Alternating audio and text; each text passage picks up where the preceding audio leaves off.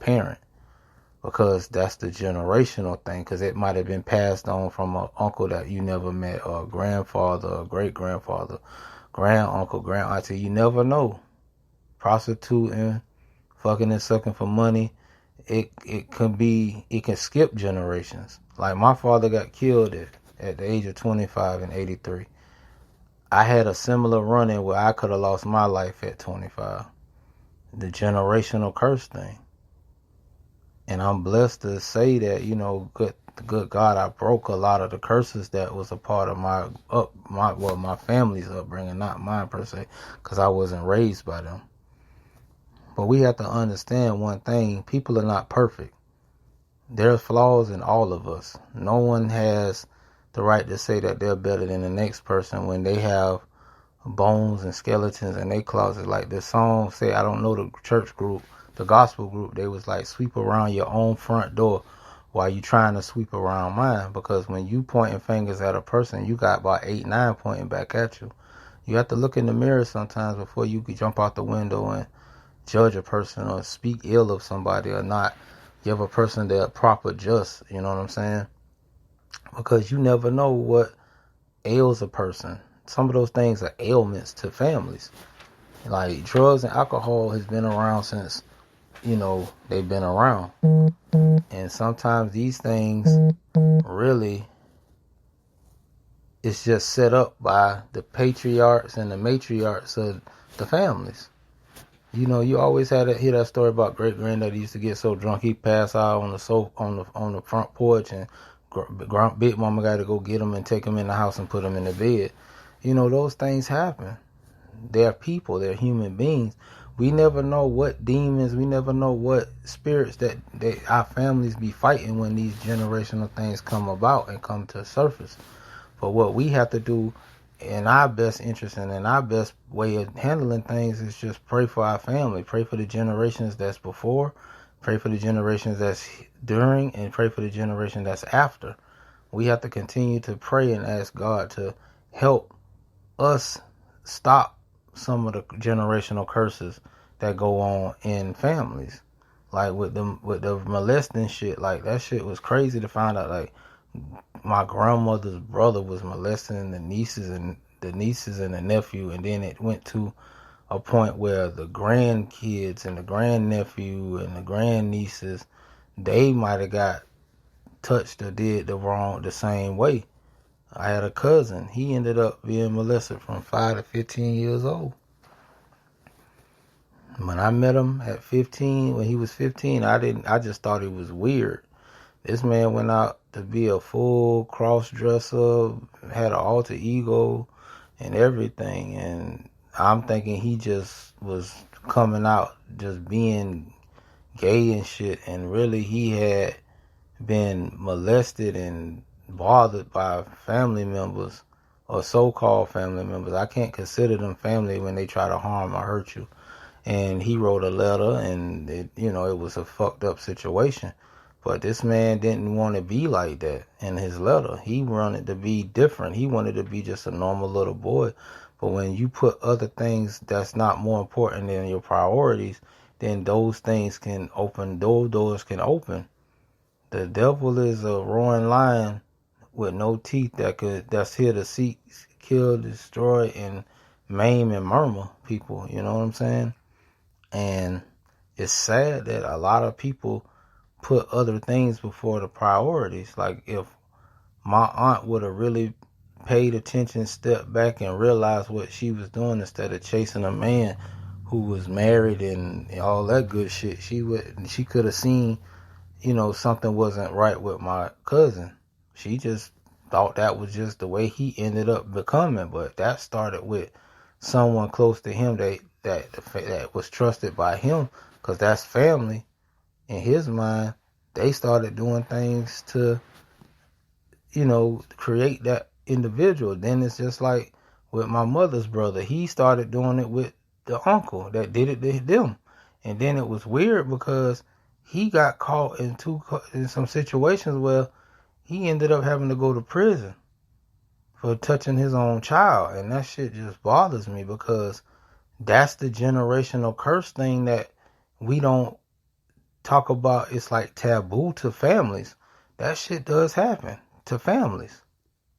I met women in my lifetime, uncles touched them. This cousin did this. You know what I'm saying? Like a friend of the family came around, and then they be watching and scoping, and some people pretend to love you and your family, and only to destroy it by doing certain things that's not even acceptable. So to break a lot of the generational curses that my family had, I'm blessed and highly favored by the Most High God to be able to say, man, trouble don't last always. Weeping may endure for a night. My cousin went through that shit for almost 10 years. Just being touched and handled and did all kind of way by men who were supposed to be protectors of him. And it was sad that he passed away from AIDS back in 2006. And it's sad that spirit took over those men and had those men touching and messing with little kids that's supposed to be your nieces and nephews. But I'm thankful that God allowed me to get burned and HRS, which is DCF now, but HRS at the time when I was growing up. And they got involved in me. They got involved with my brother. He almost drowned at the hands of my mother. And abuse was a thing too when it came to the kids and when it came to family members.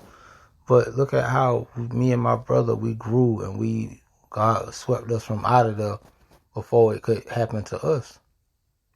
I'm the second oldest grandchild. I got one older than me. And it's just amazing to know that, Lord, thank you for allowing us to avoid those type of curses. You know what I'm saying? I'm just blessed and I'm thankful.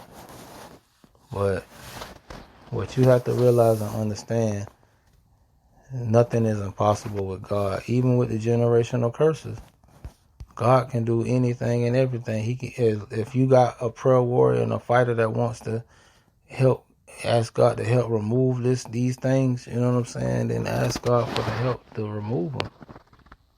You know what I'm saying? So it's just what it is.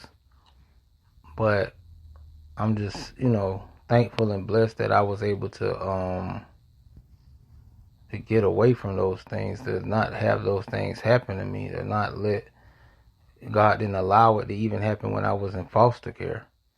You know what I'm saying? So I just want y'all to understand that no matter what we going through in this day and age, and whatever curses and generational curses that may present itself in our families, man, pray and ask God to remove them, because prayer changes things. And that's one of the best things I can say, and that's the best advice, prayer. It always works. It's always worked for me. So I just wanted to say thank y'all for taking the time out y'all day to hear this message and hear this podcast. I'm going to try to do it on a regular basis, come weekly, daily or nightly, however I got to go. So at the end of the day, man, stay prayed up, stay blessed up. Shout out to those who support my podcast, and fuck the haters, because y'all ain't going to do nothing but make me greater later. And I'm out.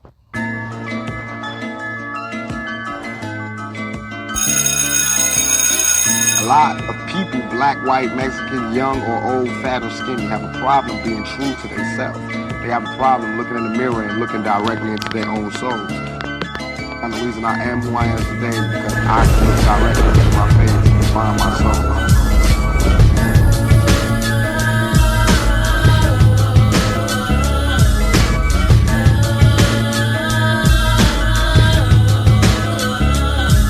I'm old enough to know better, young enough to not give a fuck. Rather hold my head high and die than live and duck.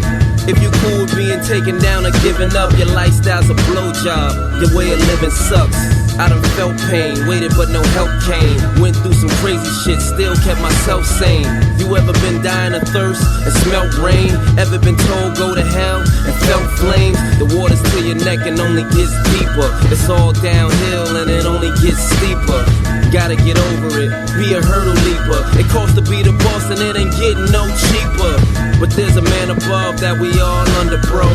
No bread truck, but he work wonders though. After you wake up, everything is wonderful, and you can overcome anything you undergo. As an artist, I'm just trying to paint the perfect picture, but see, we're trying to wait for somebody that's perfect get you.